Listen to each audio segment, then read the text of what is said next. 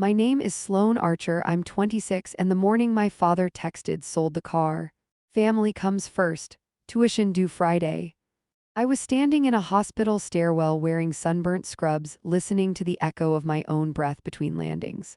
If you're watching this, tell me where you're from and hit like and subscribe, because this is the story of how a single message turned the ground under me into glass, and how I learned to walk on it without falling. All the way to the office where my father and golden child brother sat smirking, until I put the purchase agreement on the table and said, very softly, "I own the dealership you sold my car to." I'm an unit clerk by title and a logistics brain by necessity. The person who gets labs to the right floor when the tube system hiccups, and the person who remembers which surgeon drinks black coffee at 2 in the morning. My Civic wasn't pretty, but it was mine. Title, oil changes, the stubborn rattle fixed with a zip tie after a snowstorm. And every mile felt like the inch I was clawing out of a family math that always left me in the negative. My father, Grant Archer, runs on the kind of rules men make when applause is the only currency. He's the patriarch of a certain neighborhood and the kind of volunteer who shows up when there's a camera. My younger brother, Blake, was born with that same camera trained on him and raised on phrases like "you'll understand when you're older," and "we sacrifice for the future," future meaning Blake's.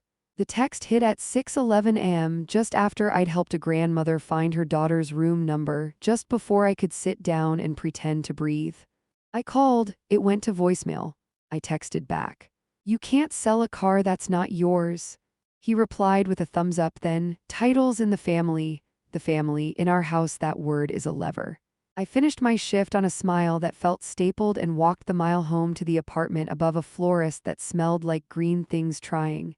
And I opened the folder where I keep my papers, title, registration, service receipts, and I felt the first clean line of anger that doesn't shout. It plans. Dad claimed family title because 3 years earlier, when I was drowning under medical billing, school fees, and rent, he'd convinced me to put him on the title for insurance reasons, which I later learned meant for control. Blake was beginning another semester at a private college that billed like a luxury resort and produced alumni who wrote their majors as personality. "He needs to focus," Dad used to say whenever Blake crashed a car or lost a credit card. Focus meaning the world should move around Blake's orbit until he learned gravity wasn't optional. I called the dealership listed on the bill of sale. Dad finally texted me after I demanded it. The hold music sounded like the kind of party I was never invited to: glass, chrome, and promises. Sterling Crown Motors, Uptown. The kind of showroom with floor-to-ceiling glass that made cars look like sculptures and salespeople who wore watches that could pay someone's rent for 3 months. "We purchased from a Mr. Archer," a voice said, pleasant like a receptionist who knows her job is to say no beautifully. "Any concerns can be addressed by our general manager, Mr. Reeves." I asked for the bill of sale. She offered a link to a portal like this was telemedicine. Then I called a friend. Not a lawyer, not yet, but a person who reads contracts for a living, Maya Singh, who left corporate banking precisely because it told her the truth about who money loves. She met me at a diner with coffee that tasted like scraped pans and slid her tablet across the table. "If your name is on the title," she said, tapping, "they have a problem, not you. If his name is on there too, they have a different problem. A sale contested by a co-owner who wasn't present and didn't consent." I showed her my scanned title. Both our names, small and plain, the trap I had agreed to because I wanted lower insurance like a person who signs a lease thinking the landlord shares her values. Maya's mouth made a line. "Okay," she said, "they cut a corner to make a quick buy. That dealership cares about velocity and optics. You're about to become both." "I can't sue my way back to work by Friday," I said. "No," she said. "But you can calculate your way to something better?" The plan that formed wasn't midnight revenge, it was noon math. I started where the noise wasn't, the numbers under Sterling Crown's glass. Public records said the owner wasn't a person. It was a parent company with a glossy name and tired debt, a regional group that treated showrooms like chess pieces. Lease payments on that uptown corner had risen with commercial rates. Their service bay profits were strong but unstable.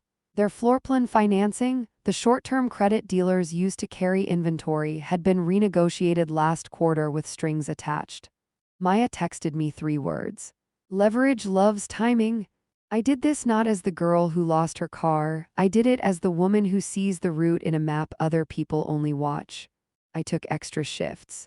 I ate rice and eggs and the kind of soup that convinces your body to keep going. I paid my rent. And I built a boringly named LLC, North Mercer Holdings, that had a priest's vow of silence. My name nowhere public, just a registered agent and a P.O. box that smelled like ink. I met a buyer of distressed assets, not a cartoon villain, a woman with kind eyes named Alina Torres, who once ran a parts warehouse and now bought broken businesses the way other people buy fixer-upper houses. "Why this place?" she asked, the midday sun turning chrome to white fire beyond the diner window. "Because they just taught me what they think I'm worth," I said. "Because a dealership is a map of who gets to move in this city. Because I know what a bus at 4:45 a.m. feels like." Alina didn't smile. She nodded like you nod at a truth you never got to say. She looked at my packet, Better Business Bureau patterns, state AG complaints about surprise add-ons, an internal Glassdoor thread where a service writer described rationing dignity, a list of quiet competitors who were tired of Sterling Crown playing games with courtesy cars and loaners. "We'll have to go fast," Alina said, "and we'll have to give the lender a story that lets them be the hero." She introduced me to a lawyer who smelled like old books and war rooms, Sophia Pera, who drew a flowchart that started with deal and ended with done, and included more boxes than I thought a person could survive. We didn't threaten the parent company's lender. We offered an off-ramp. A clean purchase of the Uptown store, assumption of certain liabilities, immediate working capital infusion into service, where the money hides, and a letter of comfort to the bank promising we'd keep paying their note on the floor plan even as we changed the culture that had made me stand in a stairwell and feel small.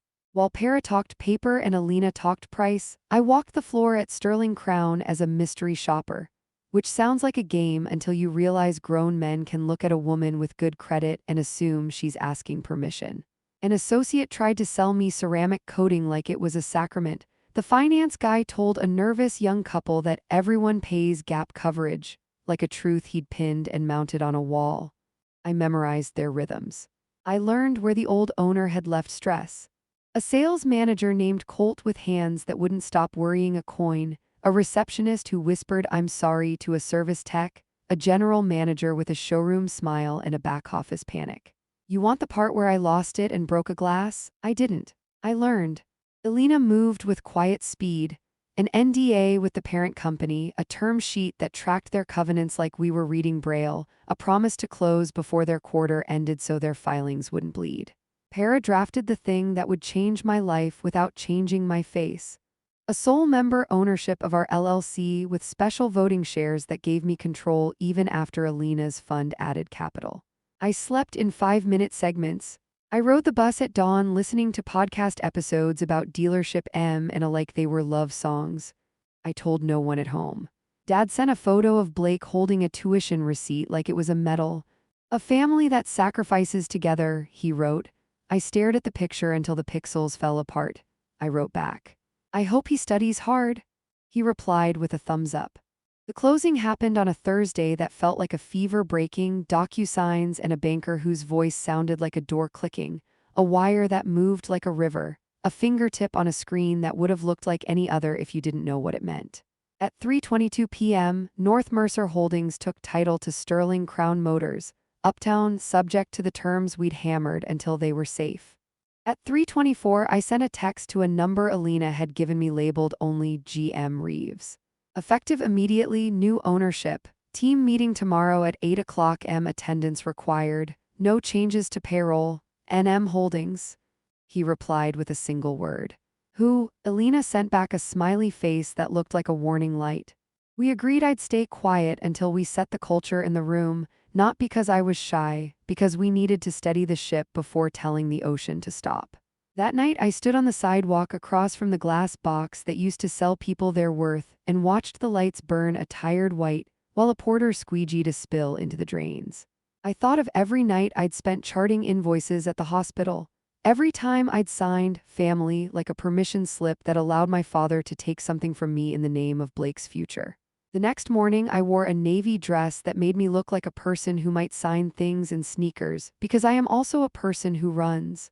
Alina stood with me in the service bay at 7:55, Para at my elbow, a clipboard in my hand that felt like a plan. The staff gathered: sales in suits, service in shirts, detailers who smelled like soap and grit, receptionists with the hardest job in the building. Reeves arrived fashionably angry. "Who are you?" he said, and I smiled without showing teeth. "We're the people who are going to stop making you feel like you have to sell your soul as a package add-on," I said to the room, and a service tech barked laughter into a cough. Elena opened with the reassurance that keeps a business alive. Nobody's paycheck drops, nobody's schedule flips without a conversation. We're fixing the game, not firing the players. Then I did the dangerous thing. I told the truth. "My name is Sloan," I said. "The man you know sold my car without my permission because my brother needed to feel important. You don't know me yet. You will. I'm not here to make a scene. I'm here because I know exactly what it feels like to be told your needs are small. We're going to run this store differently. If you treat customers like bankrolls, you won't like it here. If you measure your worth by how many protection packages you push on a single mom at 8:59 p.m., you won't like it here either. But if you believe people deserve honesty with their oil change, we're going to get along." I could feel the room lean. Reeves tried to cut in with the kind of clapping speech managers learn at conferences. "We've got processes," he said. "We meet targets. This sells." "Does it?" I asked, and Para slid a printout onto the cart between us. Refunds demanded, better customers walking to competitors, AG complaints rising in polite curves. "It sells," I said, "until it doesn't." We rolled out the plan like a set of tools, not a sermon. No forced add-ons, transparent pricing printed in large type, a finance office with glass walls you could see into from the showroom, and a rule that no single appointment ran more than 60 minutes unless the client asked for more time. Service got power, 2 more loaners and a triage bay so we could stop bleeding people into ride shares. And sales got a new metric that actually meant something. Not GP on the deal, but on time, in full, 5-day satisfaction. Because we weren't going to celebrate a Saturday chokehold and spend Monday putting out fires. I wrote my cell number on the whiteboard because I meant it. We put a sign over the door that said in font as boring as a tax form, "Respect is standard." Then I called my father. "Come to the dealership," I said. "Bring Blake." He laughed into the phone like I'd invited him to a picnic. "Busy?" "Now," I said, in the voice I use in the ER when a transporter pretends a stat isn't, and to my own surprise he came. They walked in like men who'd handed a party to a concierge. Blake in a hoodie that cost more than my rent, Dad in a golf pullover that pretended not to be armor. Blake's first words. "You replaced the Civic or what?" Dad didn't look around, he looked past people like he was allergic to them. "We did what needed doing," he said, meaning we did what we always do. "You sold my car," I said. "You didn't ask. Family comes first," he said. "You living rent-free?" "I pay every bill," I said. "I pay your cosign too, the one you dangle like a leash." He smirked. "You always were dramatic." The staff saw it. The shape of our house, the way a man relaxes when he thinks the room belongs to him. Elena and Para stood back. Reeves watched like a man at a train crossing.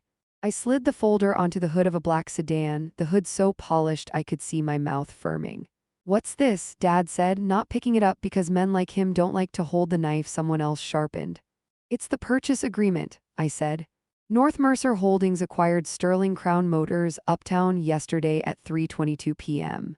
The parent company's lender signed off. We assumed your bill of sale and 6 others in a batch. We assumed your mess." Blake laughed like a soda can opening. Me," I said. "With partners," I added because truth makes it stronger. "So what?" Dad said, looking for the lie. "You fixed a typo."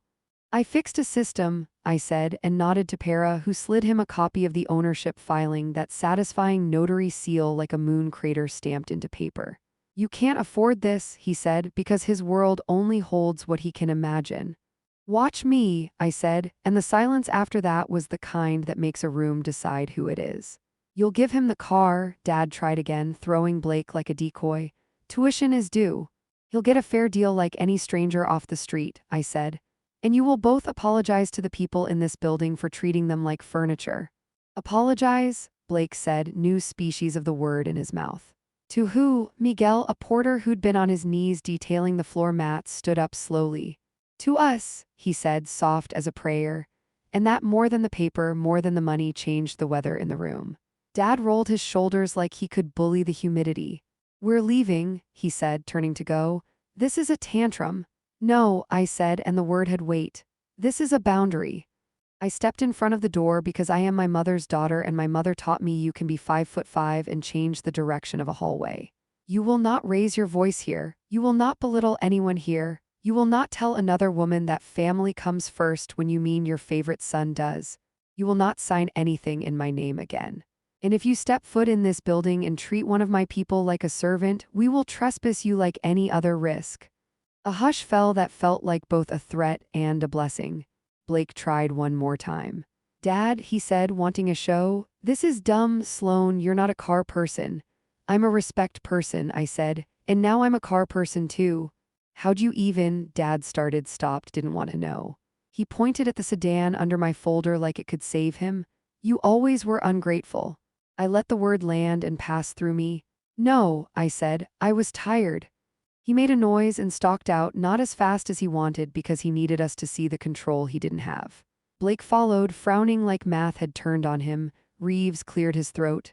So, he said, so, I said back, let's sell cars without lying. We turned the day into a clinic. We refunded 2 bogus nitro packages with handwritten notes. We rewrote a loan for a teacher who'd been charged an interest rate that belonged in a horror film. We gave Service a coffee machine that made more than brown water and approved a parts cabinet Miguel had proposed 3 managers ago. I drove a loner home that night not because I needed the flex, because I didn't want to take a bus with a briefcase that contained the first day of a life. Dad texted at midnight, "You've embarrassed us." I typed, deleted, typed. "I've employed people and told the truth," I wrote. "If that embarrasses you, that belongs to you." He didn't answer. Weeks didn't heal, they disciplined. The new metrics stuck. On-time deliveries, 5-day satisfaction checks, loaner turnaround that didn't feel like triage. A woman came in with a work badge and said, "My dad told me to bring a man," and I said, "I'm the man," and she laughed and bought a car. Staff started to stand taller. The receptionist stopped apologizing for things that weren't her fault. Reeves learned to count victories that weren't raw GP. Alina installed a profit-sharing plan with a vesting schedule so the Saturday heroes had a reason to come back Tuesday. And here's the part nobody tells you about revenge. The moment after is quiet. You either like your reflection in it or you don't. One afternoon, I saw my father through the glass, not entering, just looking in like a tourist at a museum that used to be his favorite wing. He didn't come inside. He put a hand to the glass and took it away. That night Blake texted me a photo of a campus notice board, dropping a class, he wrote, thinking maybe part-time. Thinking maybe work? I didn't reply with a lecture. I sent the number of our service manager and wrote, "Interview Tuesday. If you're 5 minutes late, don't come." He showed up on time. He learned torque specs and humility and the way adults talk when no one is performing.